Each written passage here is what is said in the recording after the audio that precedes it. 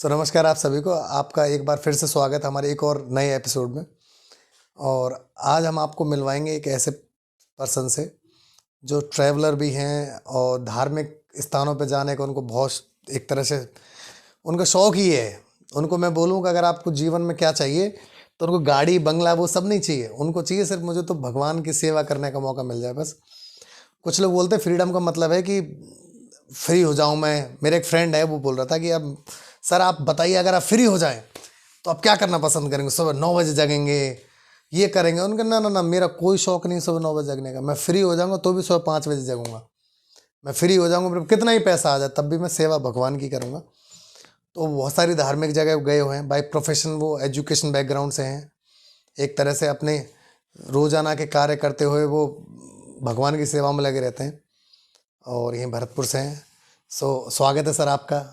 जैसा कि भैया ने अभी मुझसे पूछा है कि धार्मिक कामों में लगे रहते हैं, धन दौलत संपदा सबके पास होती है, तो ये हमारे पुराणों में भी कहा गया है, सुत दारा और लक्ष्मी, सुत दारा और लक्ष्मी पापी के भी हुए, संत समागम हर कथा तुलसी दुर्लभ दोए। मतलब इस दुनिया में संतों का समागम, हरि कथा अगर उसको मिल जाए तो ये मान लीजिए कि इससे बढ़कर के कोई चीज़ नहीं है।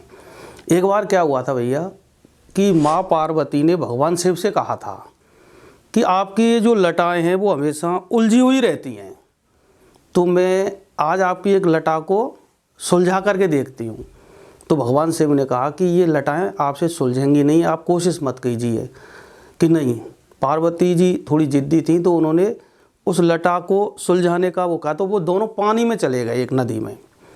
तो वहाँ पर भगवान शिव ने कहा अब आप मेरी लटा को सुलझाइए। तो उस लटा को सुलझाते सुलझाते माँ पार्वती को 1000 वर्ष बीत गए पर वो लटा नहीं सुलझी। तो फिर भगवान शिव वहाँ से पार्वती मैया को अमरनाथ गुफा में ले गए और वहाँ जाके कहा सुन पार्वती अब कि ये मेरी जो लटाएं उलझी हुई हैं, ऐसे इस दुनिया में आकर के व्यक्ति धन दौलत संपदा पुत्र पुत्री माया मोह इनमें आके फंस जाएगा, लेकिन मेरी लटाओं में तुम एक चीज़ देखो गौर से कि इन उलझी हुई लटाओं में से माँ गंगा अनवरत बह रही है और चंद्रमा जो है वो श्वेत वर्ण में हमेशा चमक रहा है। तो इस दुनिया में जो ये गंगा है जो बह रही है, ये इस बात का प्रतीक है कि जितना भी उलझन भरा हुआ ये संसार है, व्यक्ति इसमें उलझता ही रहेगा, लेकिन अगर वो भक्ति करता है तो भक्ति की धारा अगर उस उलझनों में से उसको पार कर देगी और वो व्यक्ति जीवन में चंद्रमा की तरह चमकेगा। इसलिए आज भी लोग भक्ति को ज़्यादा महत्व देते हैं। अरे वाह।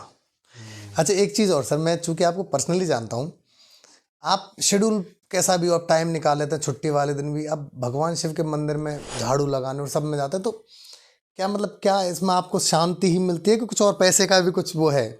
स्कंद पुराण में एक कथा है कि अर्जुन और इनको पांडवों को जब वनवास दे दिया गया था, तो पांडवों को जब वनवास दे दिया गया तो ये जंगल में भटक रहे थे। तो वहाँ 2 राक्षस थे, उनके नाम तो मुझे याद नहीं है। उन राक्षसों ने वहाँ ऋषि मुनियों का वेश बना करके लोगों को पकड़ने के लिए वो उस वेश में रहते थे। अब चूंकि बाहर के लोग कैसे विश्वास करें कि ये ऋषि मुनि हैं, तो उन्होंने भगवान शिव का एक छोटा सा वहाँ शिवलिंग भी स्थापित कर दिया था। अब वो भगवान शिव के उस शिवलिंग को रोज़ झाड़ू लगाएं, अपने आश्रम को साफ रखें, पर उनकी बुद्धि में उनके प्रति भक्ति नहीं थी। तो पांडव वहाँ अचानक पहुँच गए। तो पांडवों ने देखा कि यार कुछ दिन हमारे यहाँ निकल सकते हैं, भगवान शिव की भक्ति हो सकती है, और ये 2 संत रहते हैं बहुत बढ़िया। तो उन संतों ने जब पांडवों के साथ में द्रौपदी को देखा तो वो बेहद सुंदर थी, तो उनके दिमाग में आ गया कि इस स्त्री का हमें अपहरण करना है।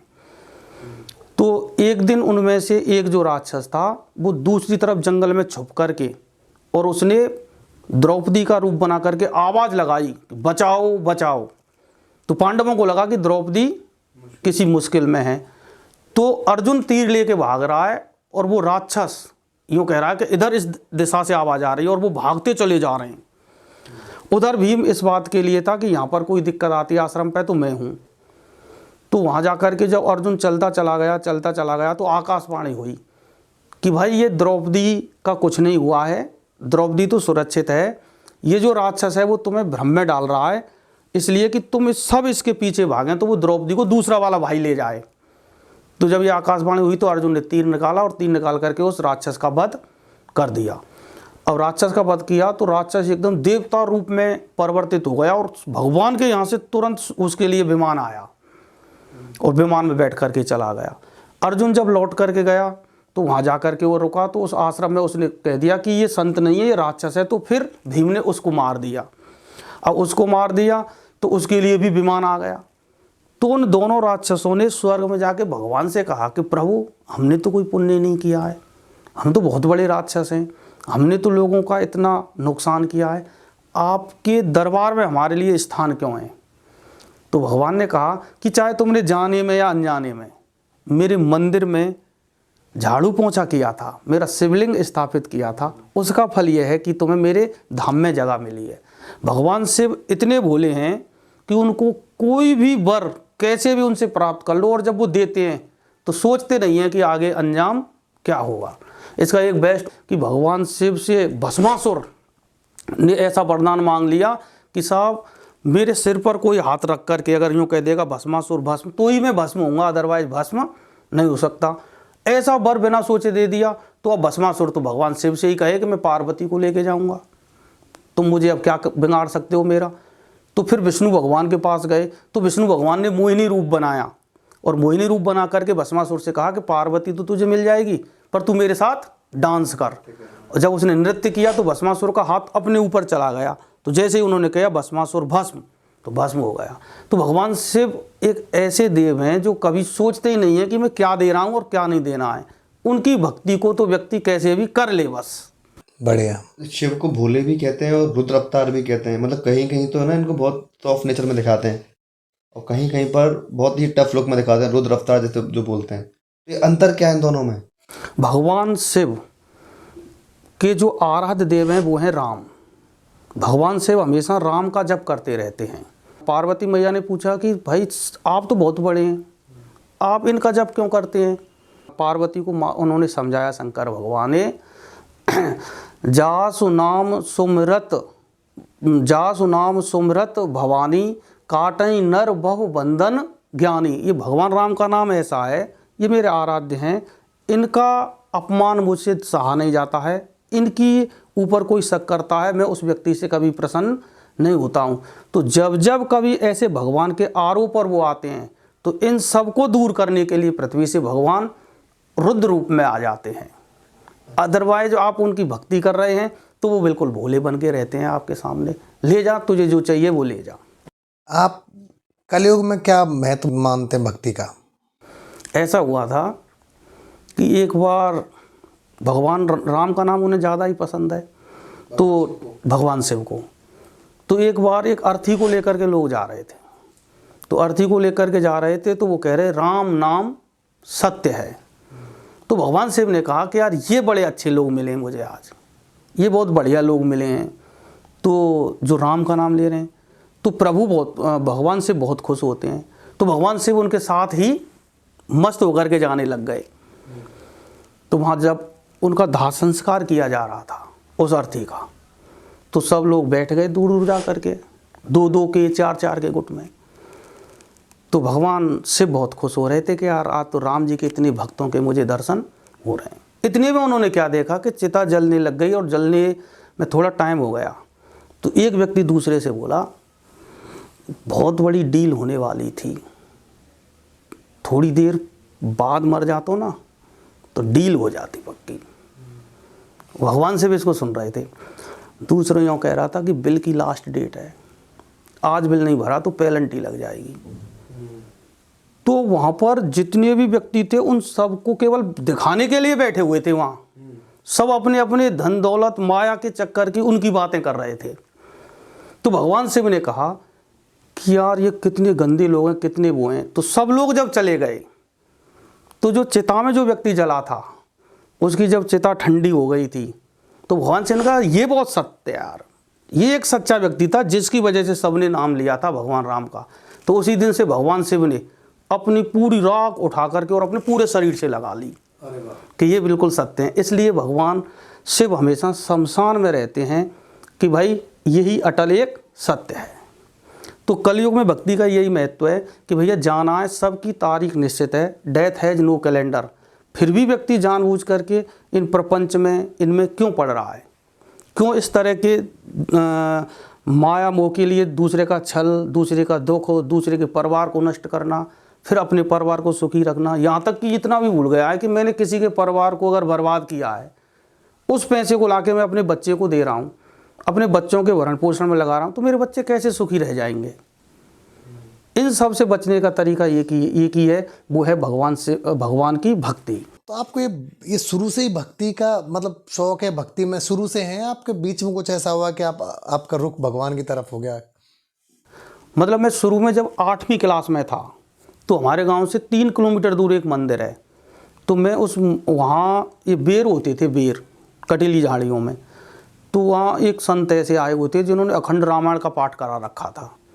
तो मैंने कहा कहीं मेरी झिझक तो खुलती नहीं है, तो मैं उस मंदिर में ऊपर पहाड़ पे जाके और इंतज़ार करता रहा कि जैसे ये व्यक्ति थक जाएगा तो रामायण में पढ़ूंगा। तो मैंने वहाँ पर बड़ी खुल करके, कि मुझे कोई नहीं देख रहा है, गुफा में बैठ के और रामायण पढ़ी पहली बार। तो जैसे ही मैंने रामायण पढ़ी तो मैं पढ़ के आ गया। तो 3 किलो मैं अपने गाँव में जैसे ही एंटर करने वाला था, तो उस माइक पर आवाज़ आई कि जो बच्चा अभी अभी रामायण पढ़ के गया है, कृपया वो जहाँ पर भी पहुँच गया है वो लौट के वापस आ जाए। तो मैं वापस लौट के चला गया, घर नहीं। जब मैं लौट के चला गया तो उस बाबा ने मुझे सिर पर हाथ रख दिया और यूँ कहा कि अब तू यहीं रामायण पढ़ने आया करेगा रोज़। फिर मैं भरतपुर पढ़ने के लिए आ गया। तो भरतपुर मेरी दोस्ती क्या मेरे पूर्व जन्म के संस्कार थे कि ऐसे व्यक्तियों से हुई कि मैं नरक में चलता चला गया। दुष्ट संग नहीं दे विधाता, ताते भलो नरक को बासा। तो मेरे जीवन का वो 4-5 साल का जो पीरियड था, वो इतना भयंकर अत्याचार का था कि मैं पूजा पाठ क्या होती है मैं कोई जानता ही नहीं था, भूल गया। उसका क्या परिणाम होगा फिर आपने? उसका परिणाम ही ये हुआ था कि मेरे जीवन में, तो आप भी मुझे वो दिन कप कपा देते हैं कि अगर मैं उस समय भी मेरे पास में ईश्वर की कृपा होती, लेकिन मैं उस चीज़ को अब भूल गया हूँ। अब सबसे बढ़िया बात यह कि वापस मेरे पास कृपा है ईश्वर की और मैं इस भक्ति भाव में लगा हुआ हूँ और अब मुझे किसी भी प्रकार का कोई दुख नहीं है। कुछ चमत्कार फील किया है आपने अपने जीवन में? कोरोना में एक प्राइवेट टीचर जिसके पास में कोई दौलत नहीं है, मतलब 1 महीने के लिए भी पैसा नहीं है, तो मैं एक ही नियम बना रखा था कि मैंने स्नान किया और स्नान करके मैं छत के ऊपर आसन लगा करके और पुराण पढ़ता रहता था। मैंने कहा मैं जो 18 पुराण हैं उनको पूरा पढ़ना है, मैंने ये एक नियम ले लिया। तो ऐसे मैंने शिव पुराण, रामायण, गर्ग संहिता इनको पढ़ते थे। मैं स्कंद पुराण पढ़ रहा था, तो स्कंद पुराण पढ़ते पढ़ते अब मैं उसमें पढ़ा रहा हूँ और एक दिमाग मेरा जाए कि मुझे बच्चों को लेके कहाँ जाऊँ, मेरे पास तो 1 रुपया भी नहीं और मांगूँ किससे। मेरे जो दोस्त वगैरह हैं उन पे भी तो समस्या है। तो मैं जब ऐसे स्कंद पुराण, फिर मैं कहा भगवान करेंगे, मेरे एक आते हैं ईश्वर करेंगे। तो आप यकीन नहीं करेंगे बाई गॉड कि मेरे पास में एक व्यक्ति ऐसा आया जिससे मैंने पैसे मांगे नहीं। उसने यूँ कहा कि मेरे पास 1 लाख रुपए हैं, तुम्हें चाहिए तो ले लो, और उसने मुझे वो 1 लाख रुपए दे गया। उसने कहा कि जब आपको मर्जी हो तब दे देना, मैं 2 की ब्याज दूंगा। लेकिन उस समय मैं तो इतने क्राइसिस में कहा कि मैं तो 4 की ब्याज देने को भी तैयार हूँ, पैसे तो मिलें। तो मैंने उसी समय एक चिट्ठी लिखी भगवान को कि प्रभु ये 1 लाख रुपए से तुम मेरी जीविका तो चल जाएगी, अब मुझे कोरोना की टेंशन रहेगी, अब ये चुकेंगे कैसे, तो आप कोई ऐसा रास्ता निकालना कि ये पैसे चुक जाएं। और मैंने वो स्कंद पुराण में ही वो चिट्ठी रख दी। कुछ समय बाद ऐसा चमत्कार हुआ कि जब मैंने सोच रखा था कि अब पैसे चुक जाएं, लगभग उसी दिन मेरे पास में पैसे का इंतजाम हो गया और उसके पैसे चुक गए। ऐसे कितने चमत्कार हैं जो मेरे जीवन में हुए। मैं अपनी एक ही बच्ची चाहता था घर में, मेरी एक पहली बेटी थी, तो मेरे घर वाले कहते थे कि नहीं एक बच्चा और चाहिए, तो दूसरी बेटी हो गई। तो मैं भगवान शिव के पास में जाने लग गया। उस दिन से मेरी भक्ति और ज़्यादा प्रबल हो गई। तो मैं हर मंडे को 1 केजी केला लेकर के और अपने वाइफ को बैठा करके मंदिर जाता था। उन केलों को मैं लाता था वापस लौटा करके, तो जो गली में जो बच्चे होते थे उन सब बच्चों को मैं बांट देता था। तो जिस दिन मेरा डेट ऑफ बर्थ है उस दिन ही सकुशल मेरे घर में मुझे पुत्र की प्राप्ति हो गई। इससे बड़ा विश्वास क्या होगा। बहुत बढ़िया। शिव पुराण, आपने शिव पुराण पढ़ा है पूरा? हाँ, मैंने करीब 4-5 बार पढ़ दिया। शिव पुराण, स्कंद पुराण, गरुड़ पुराण, गर्ग संहिता, और अब मेरा पाठ चल रहा है पद्म पुराण का। नहीं तो शिव पुराण के बारे में थोड़ा बताइए। शिव पुराण में भगवान शिव की भक्ति कैसे की जाए। अगर कोई व्यक्ति उस शिव पुराण को एक बार शुरू से पढ़ना शुरू करे, पढ़ने का भी मैं ऐसे पढ़ता हूँ तो एक पेन लेकर के रखता हूँ, तो उसमें मैं अंडरलाइन करता रहता हूँ, एक डायरी बनाता हूँ, उसमें जो इम्पोर्टेंट चीज़ें उनको अपनी डायरी में ले लेता हूँ। जैसे अभी आप बात कर रहे थे हम कि शिव पुराण आपने पढ़ा है, तो शिव पुराण में शिव पर जल चढ़ाने का तरीका बताया गया है। कुछ आप बता रहे थे कि 5 पुत्रियां हैं, उनमें हाथ लगा के कुछ करें तो अनिद्रा, वो थोड़ा बताइए वो क्या है। देखो, भगवान शिव की जो जलहरी होती है, मतलब अपन जब जल चढ़ाते हैं तो जिसमें होकर के जल नीचे गिरता है, तो उसके राइट साइड में तो गणेश जी हैं और लेफ्ट साइड में कार्तिकेय जी हैं, बीच में एक सांप और बना रहता है, कभी गौर करना, वो भगवान शिव की पुत्री हैं अशोक सुंदरी। माता पार्वती जी अकेलेपन को दूर करने के लिए चाहती थी, भगवान शिव से प्रार्थना की मुझे एक पुत्री चाहिए, तो भगवान शिव ने उनको अशोक सुंदरी को दिया था। तो अशोक सुंदरी नाम ही उसका है, इसलिए है कि वो बहुत बेहद सुंदर थी और वो एज ए सखी के रूप में रहती थी माँ पार्वती के साथ, उनके अकेलेपन को दूर करने के लिए। अशोक, शोक को दूर करने वाली अशोक सुंदरी। तो पहले जब जल चढ़ाते हैं भगवान शिवलिंग पर, तो सबसे पहले गणेश जी को, उसके बाद कार्तिकेय जी को, फिर अशोक सुंदरी को, उसके बाद में जो कटी भाग है जिस पर शिवलिंग रखा हुआ होता है वो है माँ पार्वती का हस्तकमल, फिर वह कटी भाग पर जल चढ़ाते हैं, उसके बाद में भगवान शिव पर, तो सबसे बाद में चढ़ाते हैं। जो शिवलिंग के नीचे वाला जो हिस्सा होता है उसमें सारे देवताओं का वास होता है। अच्छा, एक आप बता रहे थे कि शिव जी की 5 पुत्रियां और जया, उसके ऊपर जब कभी कभी गर्मियों में और उसमें भगवान शिव पर जो जल की धारा टपकती रहती है, ऊपर जो चीज़ होती है वो भगवान शिव की 5 बेटियां हैं। अच्छा। और जब भी आप कभी ऐसे कहीं मंदिर में वो मिल जाएं आपको, तो जब जल चढ़ाने के बाद में उनसे हाथ लगा करके ऐसे, और उनके ऐसे आप 5 नाम लेते हैं, तो कभी आपको जीवन में अनिद्रा वाली बीमारी नहीं, कभी भी आपको ऐसे, आप इवन दैट कोई व्यक्ति अगर नींद की गोली भी खाता है तो उस व्यक्ति को वहाँ ले जा करके और उनसे हाथ लगवा करके, या और वहाँ नहीं जाए तो घर पे ही उनके सोने से पहले नाम ले ले तो उसकी गोली बंद हो जाएगी, ऐसा मेरा विश्वास है। बहुत अच्छा। शिवलिंग को लेकर क्या है, कुछ लोग बोलते हैं शिवलिंग की पूजा क्यों की जाती है, तो क्या कहानी है इसके पीछे? ये निराकार रूप है। निराकार का मतलब जिसका कोई आकार नहीं है। तो ये ज्योति के रूप में प्रकट हुआ था सबसे पहले। जब ज्योति के रूप में प्रकट हुआ था तो भगवान इसकी सृष्टि करना चाहते थे दुनिया की, तो ब्रह्मा जी और विष्णु जी को यहाँ भेजा था पृथ्वी पर। तो जब ये ज्योतिर्रूप उसमें प्रकट हुआ ज्योति के रूप में सबसे पहला शिवलिंग, तो भगवान ब्रह्मा जी और विष्णु जी में एक होड़ मच गई कि देखते तो सही है ये ज्योति वाली जो चीज़ है वो क्या प्रकट हो रही है। तो इन्होंने होड़ मची कि मैं तो जाऊंगा नीचे की तरफ और तुम जाओ ऊपर की तरफ, तो छोर का पता लगा के आने कि ये कहाँ तक है। तो दोनों अपनी अपनी दिशा में चले गए तो विष्णु भगवान लौट के आ गए और उन्हें वो अंत नहीं मिला उसका शिवलिंग का।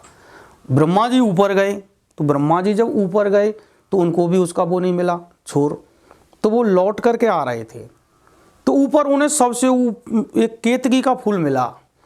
तो केतकी का फूल जो था उससे उसने ब्रह्मा जी ने कहा कि तुम्हें नीचे जाके विष्णु तो यूँ कहना है कि हमें छोर मिल गया है, मतलब वो झूठ बुलवाना चाह रहे थे ब्रह्मा जी।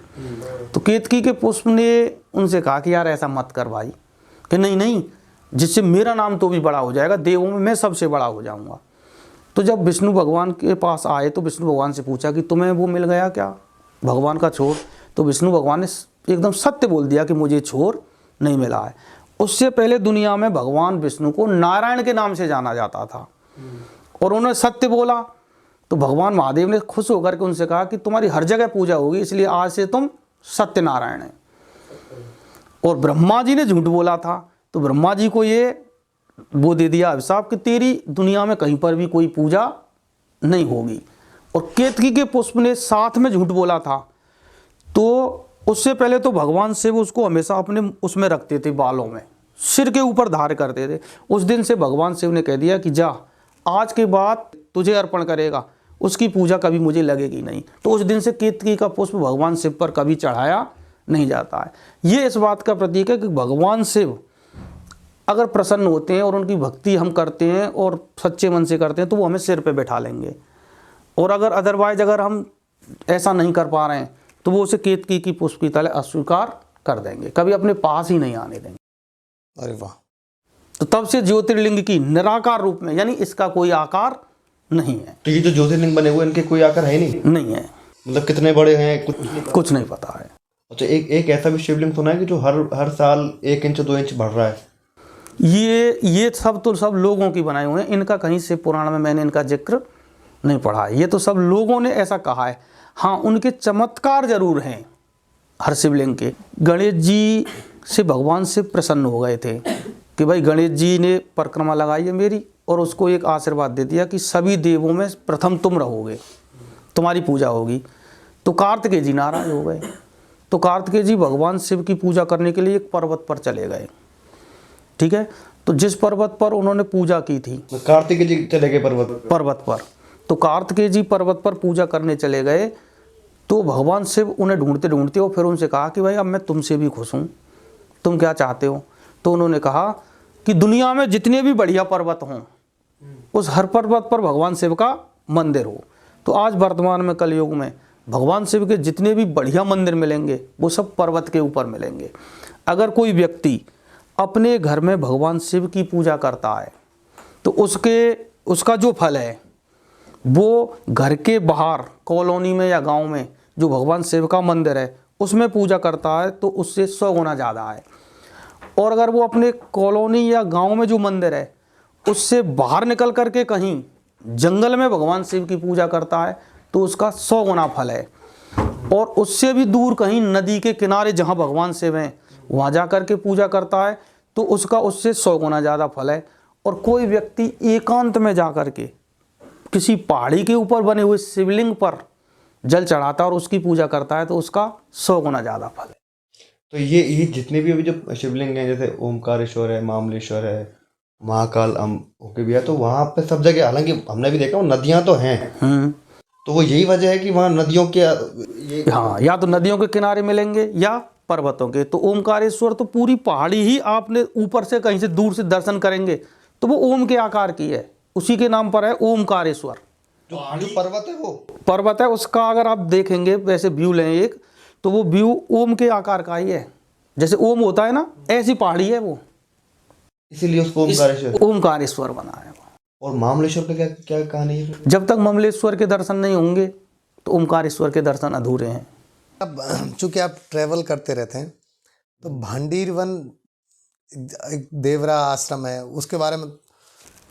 भगवान कृष्ण इस दुनिया में प्रेम करने के लिए नहीं आए, वो प्रेम सिखाने के लिए आए थे। तो राधा जी के साथ कभी भगवान कृष्ण की शादी नहीं हुई है, लोगों का ऐसा मानना है। तो यमुना के पल्ली तरफ माट एक जगह है, माट तो शायद गांव भी है वही। हाँ, वहाँ अच्छा सा कस्बा है। तो माट में आप जैसे ही प्रवेश करेंगे तो वहाँ भांडीर वन है, गेट बना हुआ है रोड पे ही। तो भांडीर वन में राधा जी की शादी कृष्ण भगवान के साथ ब्रह्मा जी पुरोहित बन के कराई।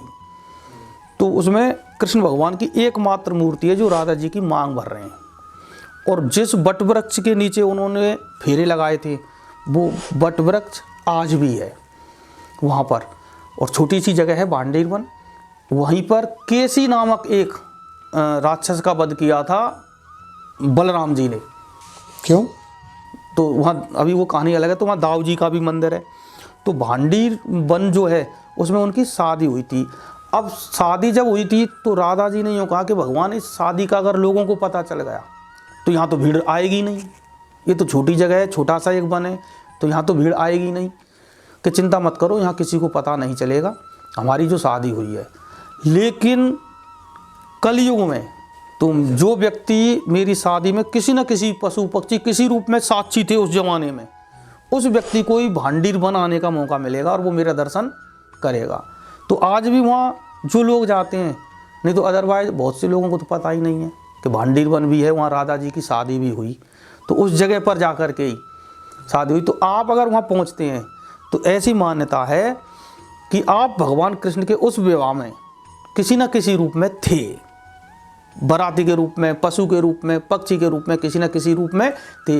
ये बात गर्ग संहिता में बिल्कुल स्पष्ट है, लिखा हुआ है। लेकिन सर हमने ये भी सुना है कि कृष्ण जी तो विष्णु, दोनों ही कृष्ण जी इनका अवतार थे विष्णु जी के, और जो राधा जी थी वो जो शेषनाग है उनके अवतार थी। नहीं, अवतार तो थी तो, पर उन्होंने वो शादी प्रेम के रूप में तो दिखाई है, उनका कोई वैसा विवाह थोड़ी था वो। भाई उनके भगवान की जितनी भी संतानें हुई हैं वो मैथुन क्रिया से होने वाली संतान थोड़ी हैं, वो तो उनकी मानसिक वो हैं। तो वो लोगों को अवतार में यही तो सिखाना चाहते थे कि इस दुनिया में सबसे बड़ी जो चीज़ है वो प्रेम है, तो उसके प्रेम के प्रतीक के रूप में उन्होंने वहाँ पर शादी की। अब मार्च से जैसे ही भांडीर वन से आप थोड़ा आगे आएंगे तो बेलवन नामक एक जगह है। उसके बाद में कृष्ण भगवान ने राधा जी के साथ महारास किया था वृंदावन में। तो महारास जो हुआ, महारास में हर व्यक्ति नहीं जा सकता, तो सब देवी देवता देखने के लिए आ गए, तो सबको एंट्री मिल गई। लेकिन लक्ष्मी मैया जब आई तो लक्ष्मी मैया को एंट्री नहीं मिली। तो उन्होंने कहा कि साहब मुझे क्यों नहीं एंट्री है? तो कृष्ण भगवान ने यूँ कहा था कि भाई वृंदावन और ये रास प्रेम का प्रतीक है, और प्रेम में जहाँ लक्ष्मी आ गई वहाँ तो प्रेम रह ही नहीं सकता है, इसलिए तुम तो यमुना से पल्ली पार वहीं रहोगे, इस रास में तुम्हारे लिए कोई हिस्सा नहीं मिलेगा। तो अगर कोई व्यक्ति वृंदावन जाना चाहता है और वृंदावन कभी जाए तो सिर्फ एक ही कामना लेके जाए कि प्रभु तेरी भक्ति मुझे मिलती रहे। अगर वो धन प्राप्ति और किसी और के लिए जा रहा है तो भगवान उसे अपनी नगरी में प्रवेश करने ही नहीं देंगे। आज भी बेल वन जो जगह है यमुना केसी घाट से नाव में आप लेंगे तो दूसरी तरफ जाएंगे तो वहाँ लक्ष्मी माता का मंदिर है, और टिल टुडे आज वो वहीं तपस्या कर रही हैं कि प्रभु तुम्हारे रास के दर्शन नहीं होंगे तब तक मैं यहाँ से जाऊंगी नहीं। और लाल पत्थर से बना हुआ मंदिर है। तो वो मंदिर आज भी है? आज भी है, मैं दर्शन कर आया हूँ। उससे जैसे ही बगल में आप आएंगे जगह है देवरिया। तो देवरिया के एक बाबा हुए देवरा बाबा।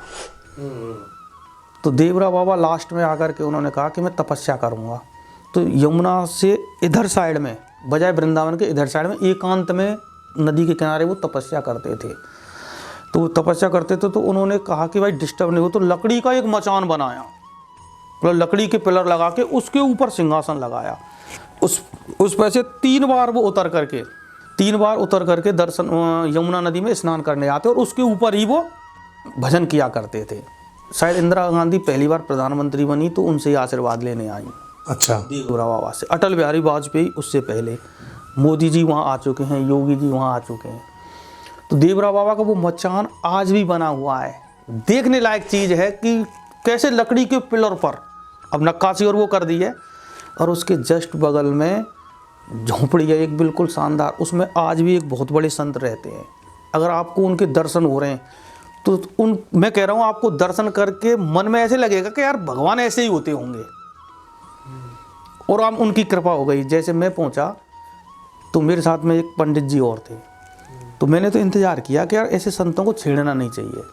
उन्होंने वहाँ एक अपने पास एक बुला रखा था, एक छत्तीसगढ़ की महिला थी जो बहुत परेशान थी, रो रही थी।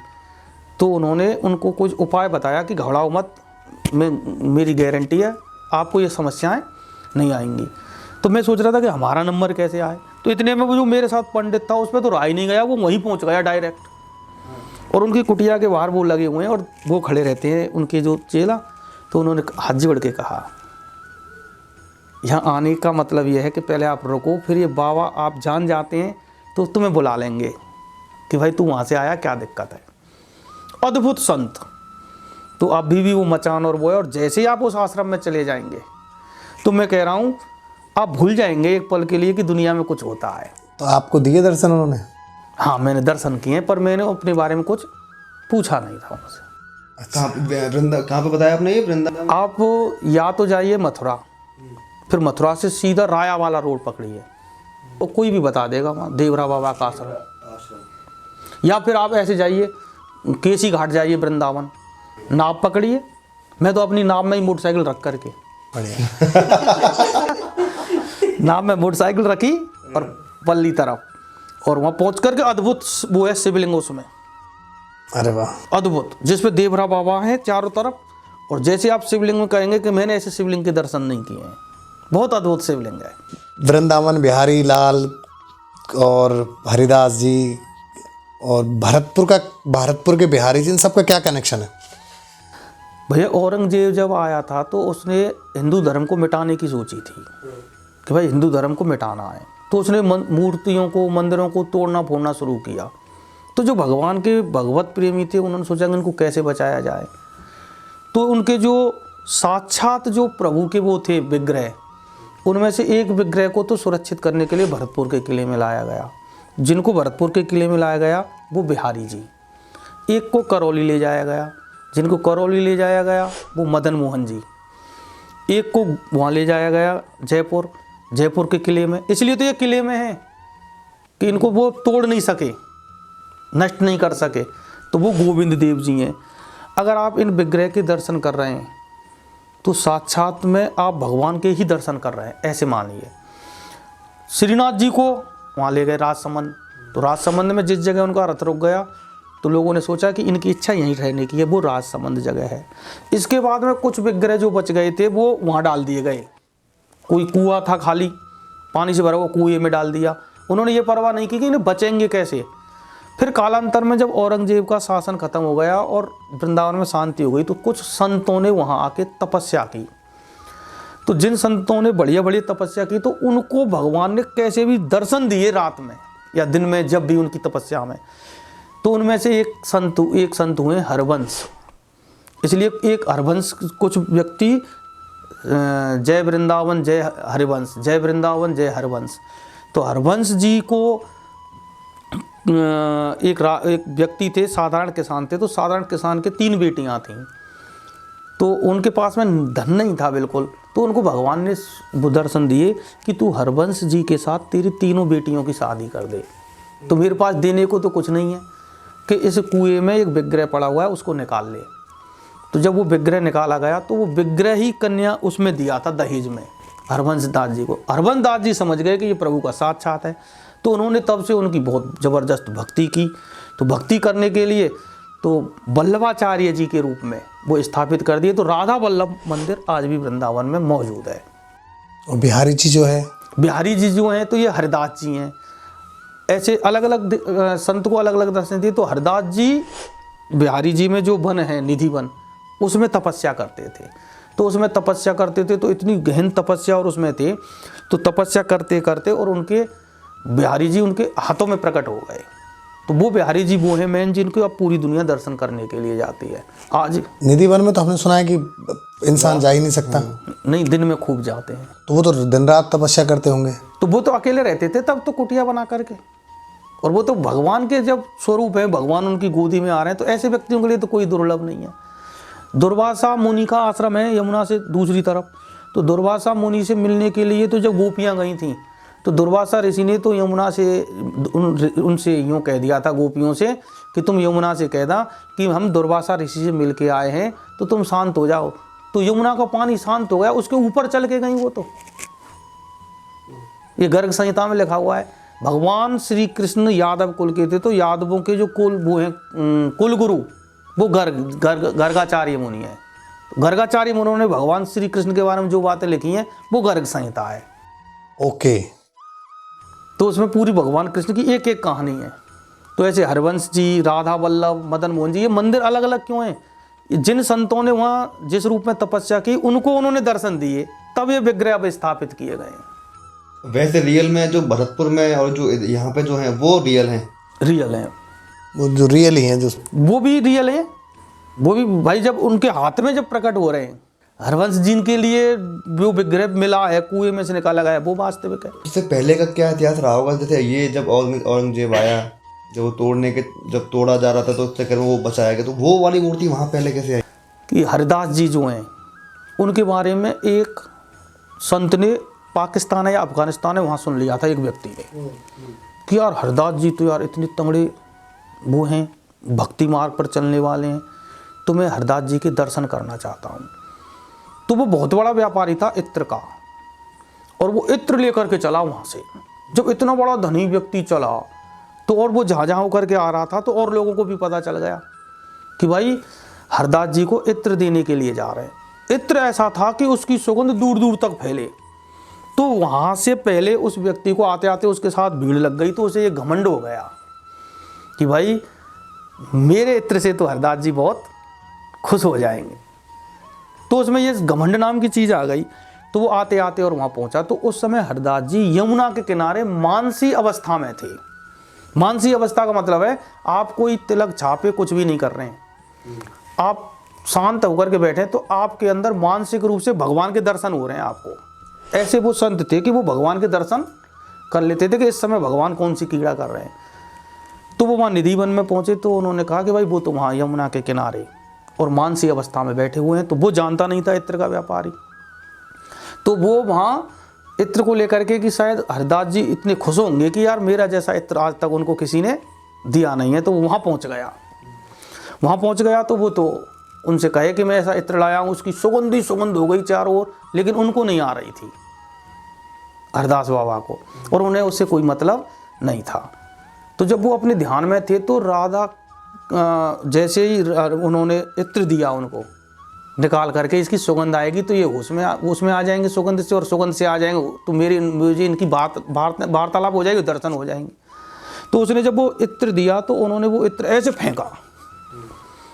फेंका तो उन्होंने लगा कि यार ये तो बहुत घमंडी संत है, और वो वहाँ से लौट करके कि चलो भाई ये तो बेकार है।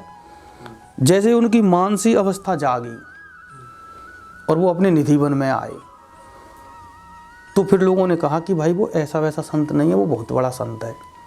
तो वहाँ जाकर के जब देखा हरदास जी राधा कृष्ण के उसके विग्रह के सामने बैठे हुए थे, तो जो इत्र उन्होंने फेंका वो इत्र भगवान कृष्ण और राधा के दोनों के ऊपर शरीर पे से नीचे तक बह रहा था। फेंका वहाँ था, वो बह रहा था निधिवन में विग्रह पे। तो उन्होंने कहा ये क्या बात है भाई, वो पूरे निधिवन में सुगंध ही सुगंध। तो फिर बाबा की से उन्होंने हाथ जोड़ के कहा, पैरों में गिर गया कि मुझे माफ़ कर दो, पर कैसे भी तो बता दो कि ये चमत्कार क्या है कि तू जब इत्र लेके आया तो सब कुछ था, तो मैं तो मुझे पता ही नहीं है तू लाया, तो मैं मानसी अवस्था में, तो उस समय भगवान कृष्ण और राधा होली खेल रहे। तो होली खेल रहे तो कृष्ण भगवान व राधा पे पिचकारी भर भर के मारे ही जाएं।